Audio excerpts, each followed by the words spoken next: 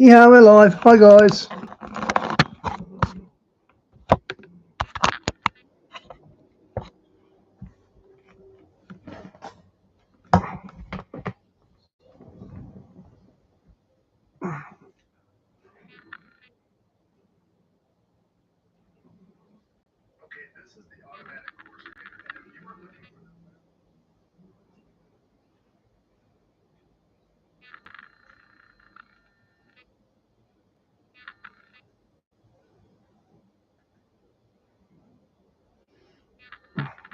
Part of this judgment that is being talked about here.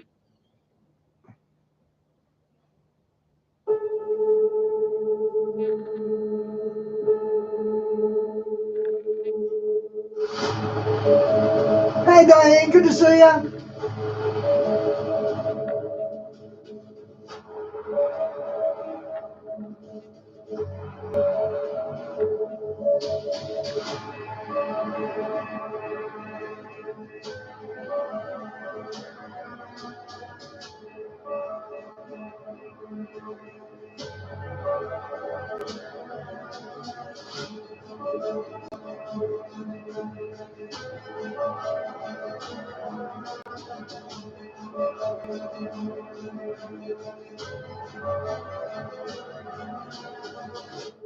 Again, our topic is CERN, the abyss, and the belly of the beast. And so that reminded me of Revelation chapter 9 and verse 11, which says, "And they had as king over them," talking about the demons, the scorpions or whatever from the bottomless pit, part of this judgment that is being talked about here during the tribulation period. They had over them as the angel of the bottomless pit, one whose name is in Hebrew Abaddon, and in Greek he has the name Apollyon. Now, sometimes people will confuse Abaddon and Apollyon with Satan. I've often wondered myself if they could be just other names for Satan, but in reality, they're probably different. These are just other high-ranking demonic or evil angelic beings that are overseeing the bottomless pit. And at the midpoint of the tribulation, or some point around there, we're going to see these released to help aid and abet the Antichrist and false prophet and their leader, Satan, in their quest to overcome the world. So fascinating stuff. And the question on the table for our show today is, to what extent, if any, does the Large Hadron Collider and the organization CERN have to do with this Bible prophecy? So with that, let's bring on our guest for today. Well, Josh, thanks so much for joining us for the program today. Yeah, thank you so much for having me on. It's an exciting topic and one I love talking about, and I'm glad to be speaking with you again. Yeah, for sure. We've enjoyed our interaction in a variety of contexts. Diane, the videos I do on CERN, they don't get many views compared to other videos, but I think CERN, I think it's fascinating. It's a doorway into the abyss that we're opening, and I think it's fascinating, but people just don't get it, I don't think. They're either at Prophecy Watchers in the studio or at various conferences, and I really appreciate all that you do in the Bible prophecy world. But today, man, I'm excited about the topic, CERN, the abyss, and the belly of the beast. Before we get to that, though, since it's your first time on the NBW podcast, and I know a lot of folks know you, but go ahead and give us just a quick background and kind of how you got involved in ministry and that kind of thing. Oh, sure. Yeah, so I was born and raised in the church. I was born and raised in a Baptist environment.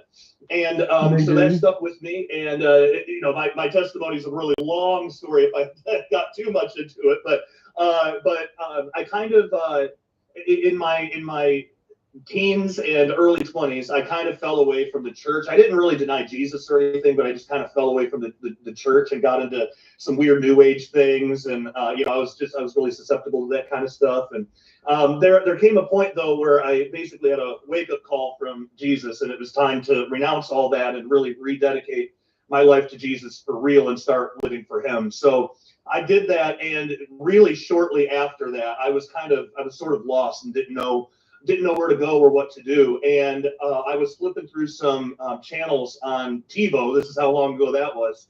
And this program that I'd never heard of called It's Supernatural with Sid Roth was on. So I clicked on that. And this guest that I had never heard of, L.A. Marzulli, was talking about aliens and Mark of the Beast and all this stuff that I was really interested in as a kid, but the church that I went to didn't really address that stuff. And like, for example, when I would ask about aliens, I'm a big sci-fi nerd, always have been, and I was fascinated with the idea as a kid. And I thought, like, could aliens be real? Like, could God have created other planets with life on it?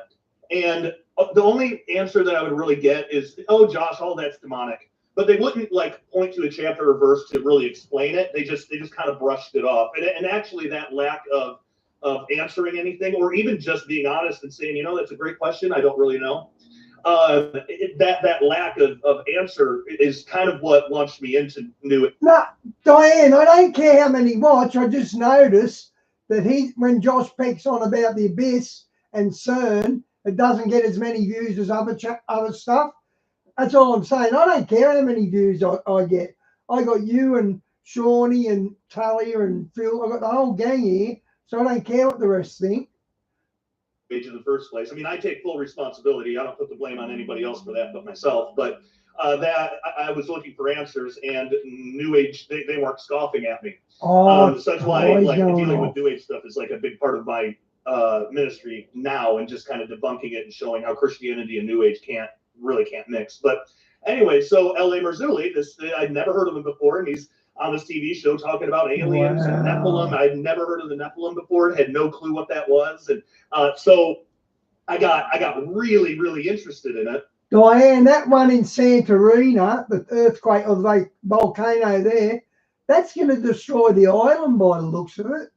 It's really bad. It's probably the worst thing that's happened in our lifetime. And I waited till I recorded it, and I waited till my wife Christina, she came home from work, and I was like, you gotta watch this. And so we watched it together, and from that point on, we started studying the Bible together. We started getting like LA's DVDs, which led us to people like Gary Stearman and Tom Horn, and just all this whole group that we're a part of now. And so after a while of studying this, I realized this is my calling. Like I knew it. I knew it as much as I knew anything else. This is what God wants me to do. And so I just started writing and doing podcasts and doing my own show, which I still do today, called The Sharpening Report. So that's a really shortened version of just how I got into this whole thing and why I do what I do today. Well, I love hearing people's stories, and there's always some common threads there. You know, I too am a recovering Baptist, I like to call it, but actually I'm so thankful for my Baptist upbringing. It really taught me too the Word of God, and of course introduced me to the. Yeah, I had a Baptist upbringing. I went to Boys Brigade when I was like 10 or 11 years old. It's like the Boy Scouts, but it was called the Boys Brigade. The gospel at a young age, and amen. So and then you talked about, falling away for a brief period. That's interesting, because my latest book that's coming out in March is called The Great Last Days Apostasy, How the American Church Has Fallen Away. Oh, great. So really excited about that, looking at 7 different ways in which the end time, or the last days apostasy, is really manifest and a sign of the times, because indeed the church is falling away. And so we're really glad to have you on the program. We'll have to get you on some more to talk about some of the other fields of expertise that are important to you. I'd love to get do a show with you on the New Age movement, those types of things. But for today, we're going to talk about CERN, among other things, and kind of how that relates. Now, a lot of our audience probably has heard of CERN, and it does come up a lot in Bible prophecy circles, especially guys like Tom Horn, the late Tom Horn, and of course other folks at Prophecy Watchers and so forth. But for the novice out there, why don't we start with what is CERN, and then we can segue into how it might relate to end times prophecy. Yeah, definitely. So CERN is just an acronym, and in English, it's a French acronym, but in English it stands for the European Organization for Nuclear Research. And it's the governing body who decides what to do with the Large Hadron Collider, which is the actual machine. So a lot of times when people talk about CERN, they're thinking the machine. They're thinking the LHC, the Large Hadron Collider. CERN is just basically the people that decide what to do with it. So the LHC itself, it's the largest particle collider in the world. And there are other like similar machines that CERN operates there, but their stated goal the way they explain it is that they want to learn as much as possible about the origin and makeup of the universe. But, you know, of course, for quite some time now, there's been a lot of suspicion, especially circulating online, whether or not CERN is just like an innocent institution, or if there's, you know, more nefarious stuff going on there. And it's interesting because some of CERN's history actually connects with some strange kind of ancient like mythology. If you want, I can get into that. Does that explain well enough, like kind of just the basics of what CERN and the LHC are? Yeah, for sure. In fact, that's very helpful because, as you kind of said, I was falling into the camp of sort of conflating CERN, the machine, with CERN, the governing body. I just use CERN as sort of a metaphor for that Hadron Collider. So that's very helpful. And by the way, just so our folks know, you know, you really are studied, and I would say an expert in quantum physics. In fact, your two books, Quantum Creation and Cherubim Chariot, are available through propsywatchers.com as a set right now. And so obviously, as we talk about the collider and CERN, this is a part of the broader topic of quantum physics. And so we'll get into some of that.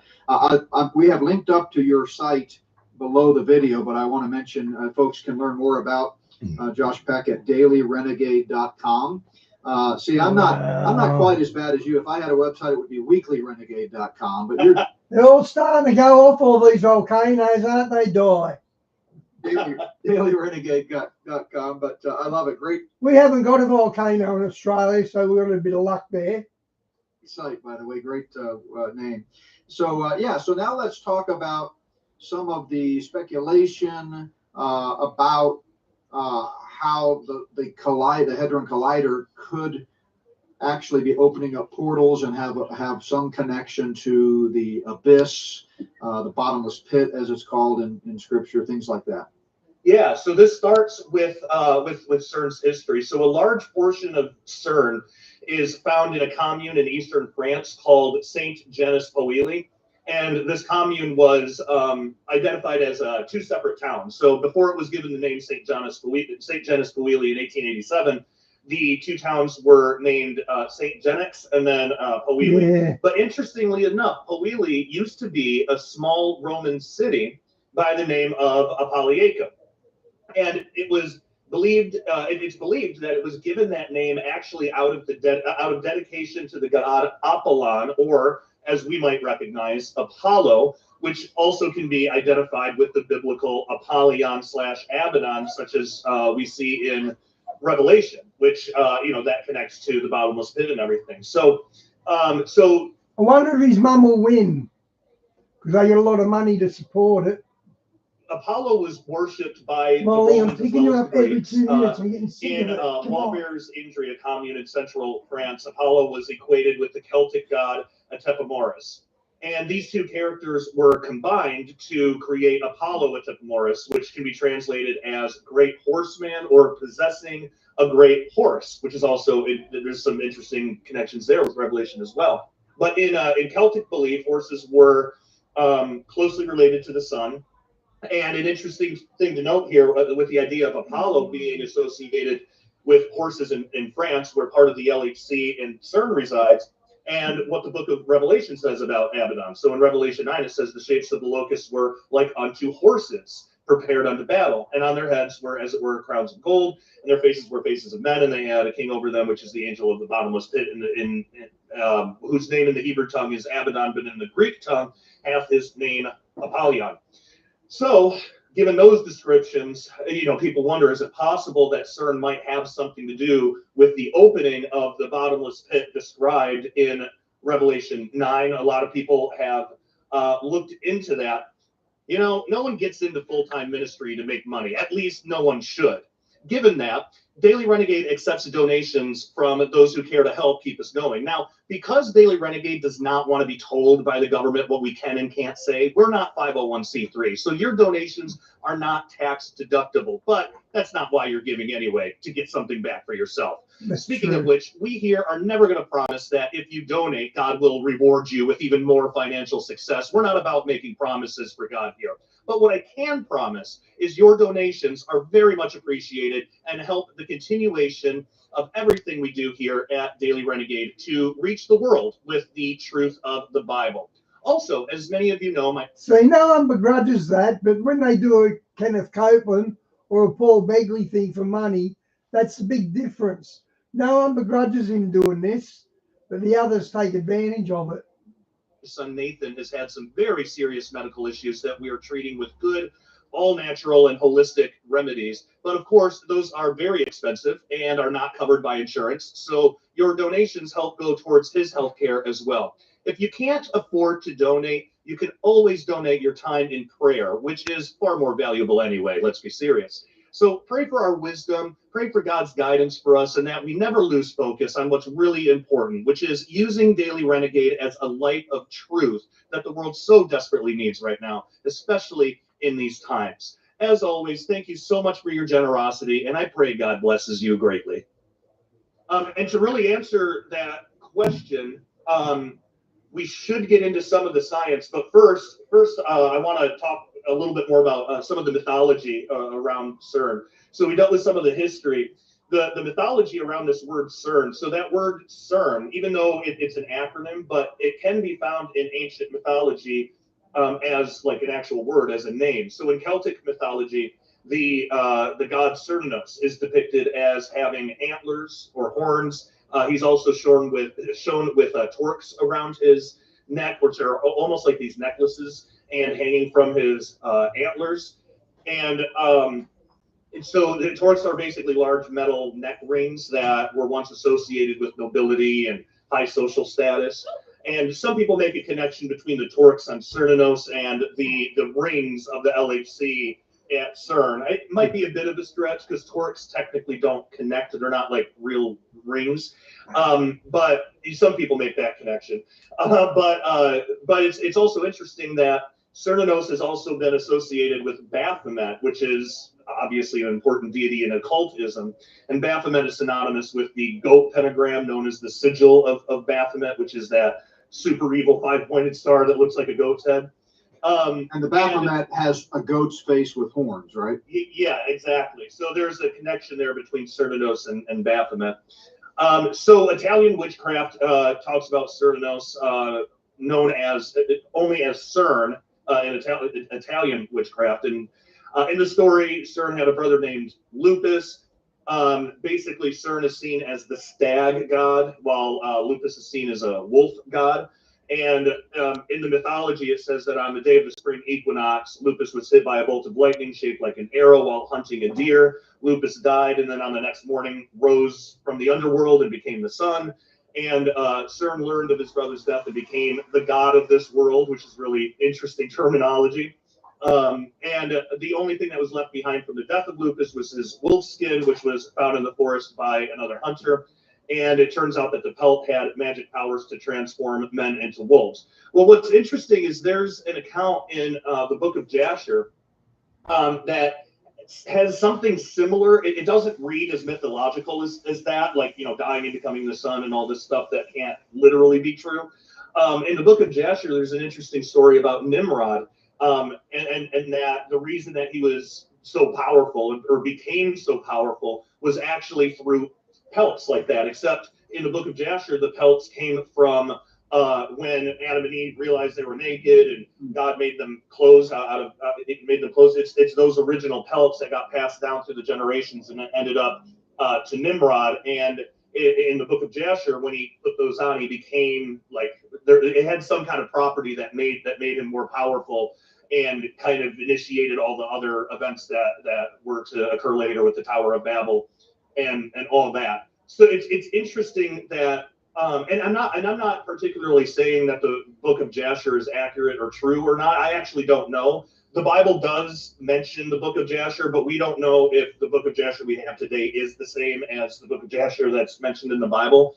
The history is kind of strange. So, but it's still an interesting parallel that this word, CERN and things associated with CERN could has these ties in mythology, because that carries over to some of the occult connections that CERN has today that people have pointed out. So, a big one. And by the way, if I run on too long and you have any questions, feel free to interrupt. Well, that's an excellent kind of survey of some of the history behind it, especially the mythological aspects. Before we get to some of the modern day observations, just a couple of comments. Obviously, the book of Jasher, we know, is not a book of the Bible, of course, but right. The Bible does reference, as the human authors under the inspiration of the Spirit were writing, several books that are actually not in the Bible, like the book of Enoch, for example. Yeah. Which doesn't mean that the entire books themselves are infallible and inspired, but the portions that are cited in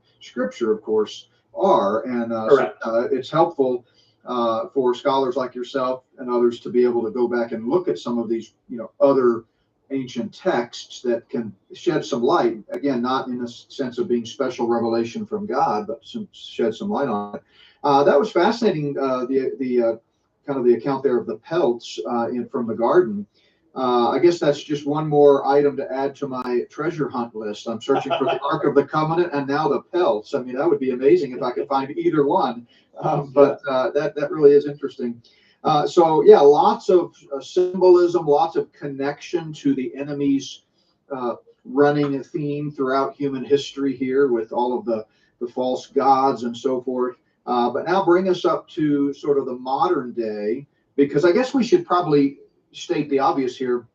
To the non-biblical world, and maybe to the secular scientific world, CERN is just a scientific organization that oversees a pretty powerful and important machine, right? So they don't necessarily acknowledge any type of spiritual implications from this. Am I right?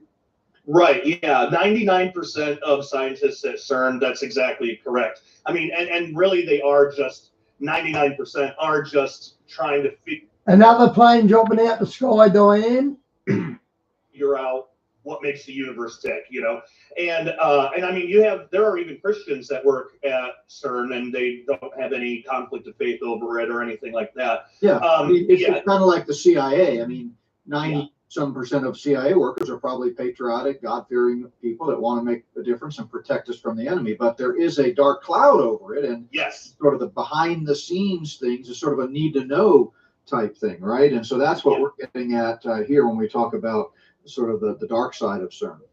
Yeah, that's absolutely correct. So, like I said, most people there don't really pay much attention to the spiritual side of anything. And even I know a couple Christians that work there, and they kind of separate it. Like they're not, the way they look at it is they look at the findings that they find from the LHC as like, wow, this is how God has ordered the universe on a quantum scale. These are the building blocks God used. And that's how I look at it too. Like quantum physics is fascinating.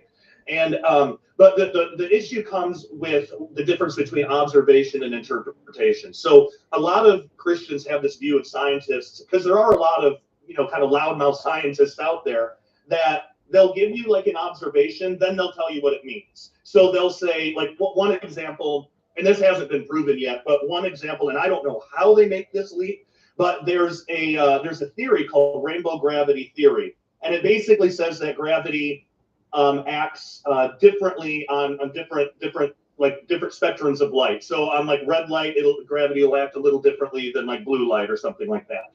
And somehow, and I have tried to understand this, somehow they say, therefore that means that the universe, if that's true, that would mean that the universe is infinitely old. So it never was created, no creator, no God.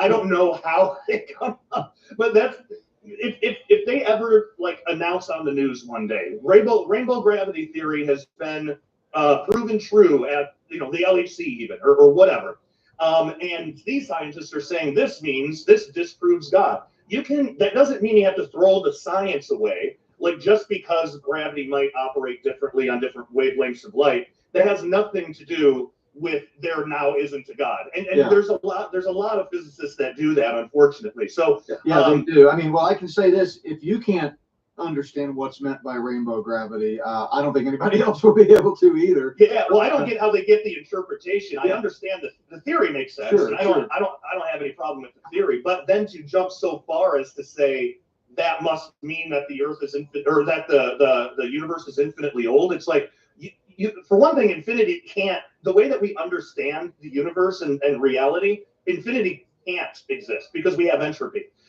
So basically, entropy is things break down. If the universe was infinitely old, the universe, all the entropy would have already happened. It would be eternally, it would be infinitely static. Basically, nothing's happening, no life, no change, no degradation. Everything is already as degraded as it can be. There just wouldn't be anything. So it's already impossible as it is. So it's like, why would you rewrite that very basic rule of science to get there? So you always got to be careful with people's interpretations of things. I mean, and we even as Bible scholars, Bible teachers, we do that too. There's lots of people that teach the Bible and they come up with the craziest interpretations from really basic verses that don't mean what they think it means. Yeah, theologians are all looking at the same Bible, and yet because our hermeneutics may be different or because of other influences, we may arrive at. Yeah, Diane, Mike from around the world turns out to be right again, doesn't he? Different conclusions. In the same way that scientists are all looking at the same data. I've often said that science is the Bible's best friend. Really, it's not that that science has uncovered something that is unique to them. It all points to a creator. Now, obviously we may not agree on everything. None of my guests and I do. I'm unapologetically young Earth. I'm getting the sense you're probably old Earth, like LA. Am I right on that? I'm young Earth. Complete young Earth. Actually, I'm on the fence. Okay. So, and this is kind of interesting because I haven't talked about it because obviously Prophecy Watchers is old Earth, and for a long time I was convinced that that's true, and I'm not saying that I'm not convinced of it. So I was brought up young Earth, and then and so I had that like forever. And then after I started looking into things by Dr. Michael Heiser's stuff that Prophecy Watchers puts out and stuff like that, it's like. And Tom Horn, my good friend, and Gary Stearman, all these people that I absolutely love with all my heart. And I started seeing their evidence. It's like, wow, I think there's something here. But then I got into Dead Sea Scrolls stuff, and even in the Dead Sea Scrolls, they have a calendar which is based on 7,000 years of human history. Now it could be because Tom brought because. To me, the simple answer is okay, I'm going to take the Bible first, and I'm going to take science second, although science should agree with the Bible. So we have to be careful with, again, interpretations. You can have two Christians look at the same rock formation, and one will say young Earth, one will say old Earth. And I don't know enough about those specific sciences to make a determination exactly one way or another. So at least as of yet, it's not something that I really teach on. If I had a preference, just because it's kind of, you never want to have a preference on truth. I just want to know what's true. But if I had a preference, I think old Earth is really, really interesting. But if I had to guess on just where I am at right now, what the simplest answer seems to be, it seems to be young Earth. But again, I'm not an expert in it. I don't want to get too far afield of our topic, but only bring it up, and maybe we can talk about that on a subsequent. Because I absolutely love iron sharpening iron here. I've talked about it many times before, but the ancient Jewish group called the Essenes, who were around at the time of Christ, said that they were the ones who kept the original prophetic calendar God gave to Adam.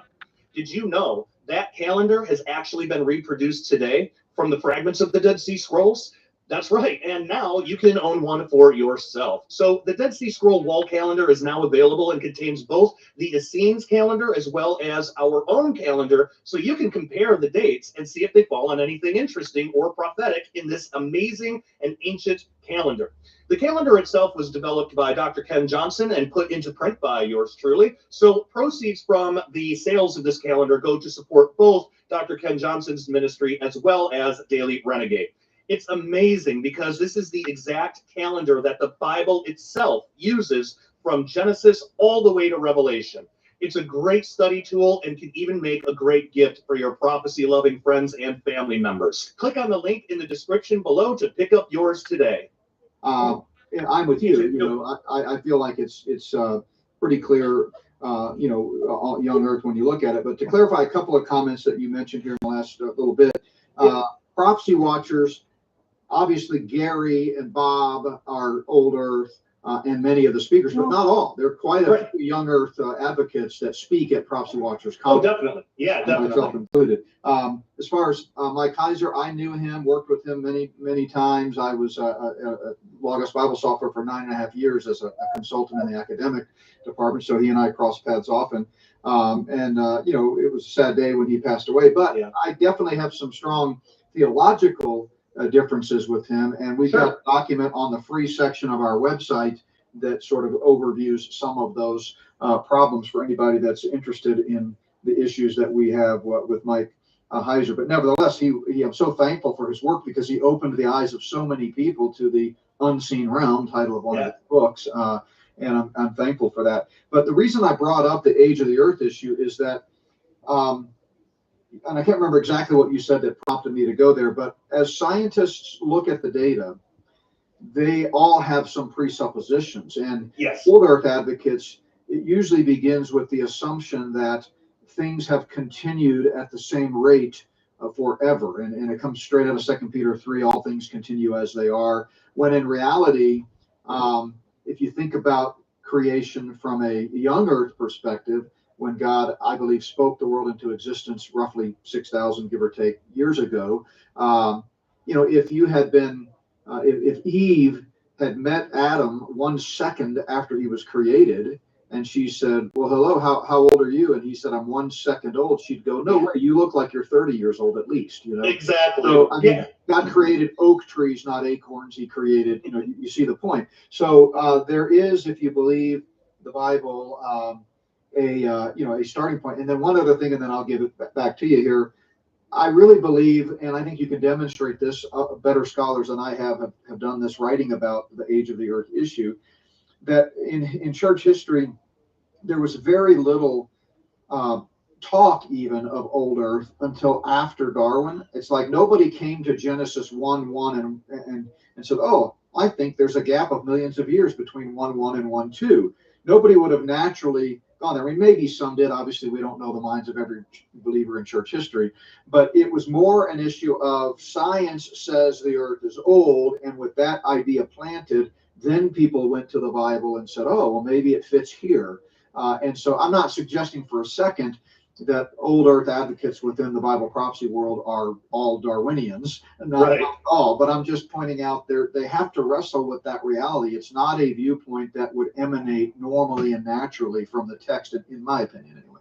But anyway, back to you. Oh yeah, and I agree with that. And you know, one of these, I haven't delved fully into that topic yet because I know it's going to take me a long time, like probably years. And so eventually I want to do that. But what I really love about your attitude about it, because this is, and yeah, again, not to deviate too much, we can get back into CERN, but I want to make mention of this. Yeah. I really like your attitude about it, because unfortunately we see a lot of people that are prominent in the young earth creationism camp that are like, you know, the loudest voices. Sometimes the way that they describe people who are old earth, it's like they're in sin because they believe in old earth, or they're actively trying to lie to people. And I don't see that, you know, I don't see that. But unfortunately, like sometimes it does get characterized as that from some young earth people. There's no room for that, honestly. I mean, I get it. It is an important issue. We're not suggesting it's irrelevant. I talked to one Sunday about that at my church who acted like, oh, it doesn't really matter. Well, it matters. But at the same time, some of my great friends and people that I respect deeply in the Bible prophecy world, like L.A. Marzulli, like Gary Stearman, like many others, Larry Olison. I mean, these guys are brilliant and they love the Lord, and they're not just flippantly, you know, intending to conspire with some, you know, false belief. So yeah, well said. I agree with you on that. Yeah, I appreciate it, and that's absolutely correct. I mean, you get around these guys, like Larry and Larry Olson, Gary Stearman. You get around these people, and you can just feel the Holy Spirit like emanating off of them. They're just wonderful believers and brothers in Christ. And even if even if I did do a full deep dive and I came out of it thinking, okay, it's got to be young Earth. Even if that happened, it would not threaten at all the relationship that we have with these people, like you mentioned as well. So I love that about Prophecy Watchers, and I love that about our group. We don't bicker about these things. Good. All right, so yeah, we've talked about the history of CERN and some of the sort of occultic and other connections, and some of the things that people are pointing out today, like the rings and so forth. But what else would you have to say that makes, or I guess let me start with this question, and you can expound upon it. Should Christians be concerned that somehow the LHC is going to play, the Large Hadron Collider, in case folks missed that earlier, is going to play a role somehow in the beast system? Yes and no. So there are modern day, like today, there are occult imagery. A lot of people know about the statue of Shiva that's in front of CERN. So, and this goes back to 2004. So CERN has a statue of the dancing Shiva in front of their building. Shiva is one of the main deities of Hinduism. He's part of the Trimurti, which is basically the Hindu Trinity. And Shiva is known as the destroyer or the transformer within this trinity. And the depiction of Shiva in this statue is called the Nacharaya, meaning Lord of the Dance. And that's the depiction on the statue. Well, it shows Shiva as this cosmic dancer who performs this divine dance to destroy the universe. And Shiva does this in order to make preparations for the god Brahma to start the creation process again. So the statue shows Shiva basically in the middle of a circle of flames with his left leg raised and balancing over this demonic dwarf called Apasmara, who represents ignorance. So some have pointed out, that really looks like Satan coming through a portal. Like, why does CERN have this in front of their building? And it was a gift, but that's something that people point to. Like, could CERN, are they trying to open a portal to maybe bring something through? There's some other things like the logo of CERN. People say there's 3 6s in there. That one I think is a bit of a reach. I think CERN says that it's a stylized version of a synchrotron particle accelerator, but they didn't want to use the exact image of a synchrotron particle accelerator because it looked too much like a black hole, so they stylized it a bit. And when I look at the logo, yeah, it looks like a stylized particle accelerator to me. I mean, you kind of can get 3 6s in a lot of things that have nothing to do with Satan or anything. So that one to me is a little bit weak. But other people bring up that the World Wide Web was invented there, which I was told, I didn't know this, but I was told at the last conference that there's a difference between the World Wide Web and the internet, which I had no idea. So the World Wide Web. Yeah, I want to hear the distinction, but just to clarify, I thought, this is news to me, because I thought Al Gore invented the internet. Yeah, and it was funny because the guy that corrected me, and he was very polite and everything, and he knows more about this than I do. I actually don't know what the distinction is. I should have wrote it down when he explained it. I'm going to have to, hey, if you're watching, I didn't catch his name either, but if you're watching, email me, joshbeckdisclosure@gmail.com, or I could just Google it or something. But I know the internet was the DARPA internet, right? It came out right. So this concept of the World Wide Web coming out of CERN, explain that a little bit, because DARPA is obviously not CERN, right? Right. So they developed this World Wide Web thing to share information, and then they made it public. And so what people will say is, well, when you translate the World Wide Web, www, if you translate that into Hebrew, you get 3 vavs, which is, and in Hebrew and Greek and some other languages, like letters can also be numbers. Mm-hmm. And so they'll say, well, that's 666. And again, like, I know that's kind of a semi-popular theory and has been for a while, but there's the biggest issue that I see with that one is the Bible says 666. Like, that's a specific number. It comes after 665 and before 667. It's a specific number. if you translate www, you just get 3 6s. It's 3 individual 6s. The Bible doesn't say the mark of the beast or the number of the beast is 6 and 6 and 6. It says specifically 666. And the idea is one of the main theories. Is a lot of theories about everything, but the main theory is that in Hebrew or possibly Greek, you should be able to add up those letters of the name of the Antichrist, and it should come up to the number 666. So, and if that's true, then I don't think that the www thing holds a lot of water. But that's just me personally. So those are just kind of a few of the ideas floating around, but that doesn't mean that even though a couple of those I think can relatively easily be debunked, that doesn't mean that there's not anything to this, because their science director a few years ago, Sergio Bertolucci, actually said that what they want to do, they want to use the LHC. Well, for one thing, on the website of on CERN's website, if it's still up, I believe it's still up there, but it says that one of the at least a few years ago, it said that the main goals of the LHC, one of the top things on their to-do list, is they want to prove that extra dimensions exist, and they want to probe and map out those extra dimensions. I have just started a Substack. What is a Substack, you might ask? It is a place that contains early access to audio-only podcast versions of full Daily Renegade videos, plus my personal blog, which includes original articles, show notes, interview transcripts, and so much more. This is the only place to get this amazing resource, and it is not available to the general public. Adding a subscription to my Substack to your Daily Renegade membership will ensure that you have full access to every format of everything that I do. So head on over to joshpeck.substack.com or click on the link in the description below to join up now for only $5 a month or $50 a year. And if you can do it, I suggest doing the $50 a year because it's cheaper in the long run, and essentially you get 2 months for free. So I cannot wait to see you there. Take care and God bless. And Sergio Bertolucci, their science director, has said that if we can do that, some unknown unknowns might come through in like basically into our world. And so that's an odd thing to say. And so this is why I do think that there are people within CERN, probably some of the higher ups, I wouldn't say all of them, but probably a few of them, that do kind of have this idea that they kind of blend the idea of extra dimensions into some kind of spirituality that looks more occultic than anything else. Because they do talk about, here's a good example, and this might play a role in future prophecy, but they've had this idea for a while that they can create, if they can prove that extra dimensions exist, and I believe extra dimensions exist. Just the fact that space-time can fold, it's got to fold into something. Just like if I have this receipt, this piece of paper, I can fold this because a third dimension exists. This is a two-dimensional thing.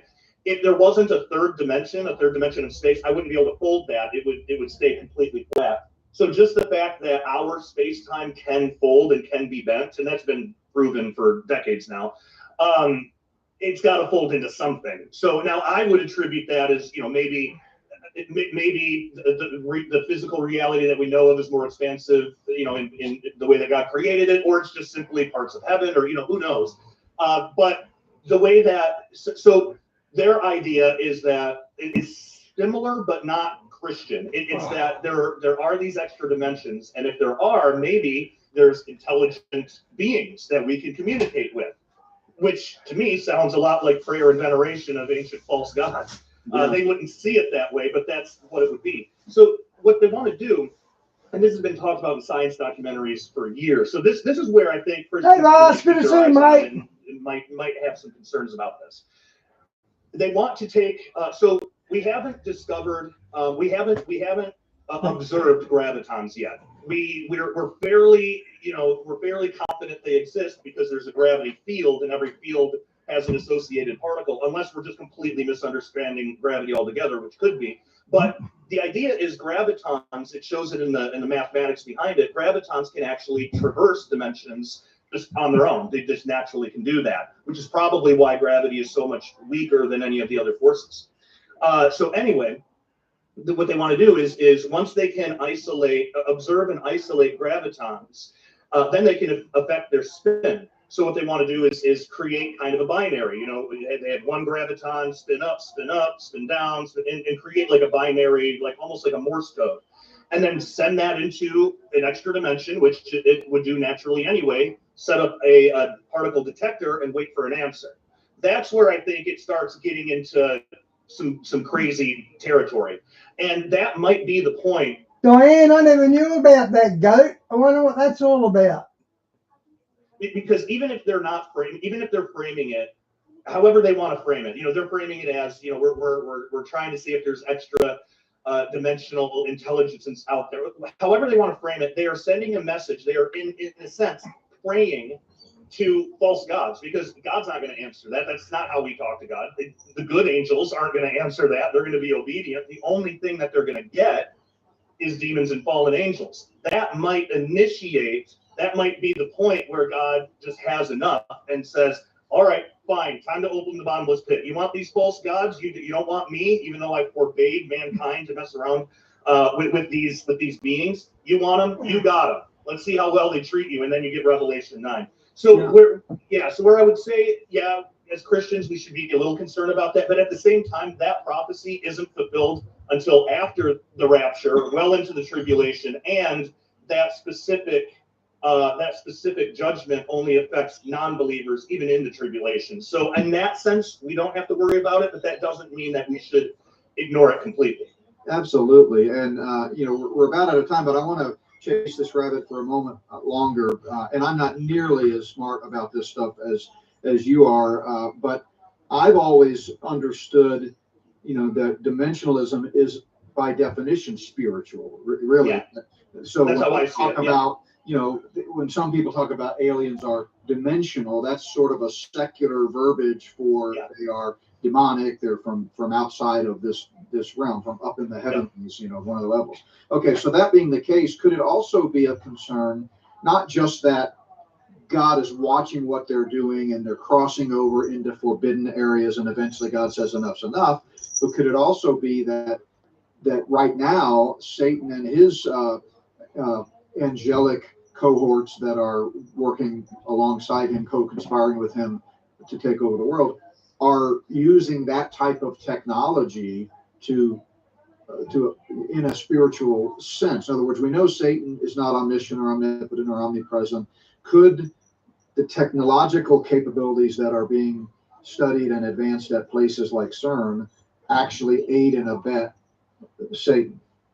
That's a great question, because that's what a lot of people wonder. Basically, can the LHC be used to open a portal? And could that portal then be used by the enemy to enter into our world, or however it works? And I would say it's a possibility that in the future, as they amp up the power, maybe they could get to that point. But as it stands right now, the particle collisions that happen at CERN are no different than the untold number of particle collisions that happen in our atmosphere every day from cosmic rays. It's the same exact thing happening. So if they were able to use the simple particle collisions that they do at the LHC, if they were able to use that to open a portal, then we really should see portals all over our atmosphere all the time, every day, since the beginning of time. And we don't see that, we don't observe that. So where I would start to say, okay, maybe now we might need to start looking at it is if they start creating miniature black holes. And as far as I know, they haven't done that yet. But once they start doing that, well, then I would have to ask, okay, but does that happen in our atmosphere? Because the math behind these miniature black holes, it's not that the black hole opens and then it never closes. It's that it's so weak it would just snap shut immediately. But something that they want to do is first be able to create those black holes that would, again, they would close immediately. But then they want to learn how to stabilize them. And the way that you would do that is by affecting the spin within the black hole. If you can affect that spin, you can in a sense counteract the extreme gravitational pull. It's kind of like how, you know, the Earth and the Moon, they're coming together because of gravity, but they're kept apart from the, you know, centrifugal force or whatever it's called. There's a balance. So the idea in its stabilization, so the idea is to stabilize a black hole in much the same way and then see what's on the other side. Now, if they start messing around with that, then I would be like, okay, yeah, now they're opening portals to somewhere, and where that would be, who knows? Probably nowhere good. So, Wow. yeah, hope that answers your question. It does, Josh. Wow. I mean, we're going to have you on multiple times. My head is spinning faster than the LHC right now. It's just there's so much. Okay.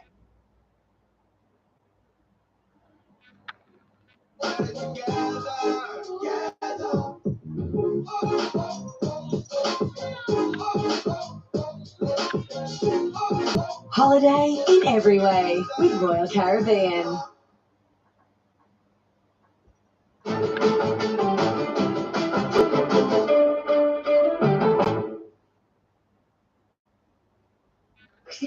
And it's so funny. So that started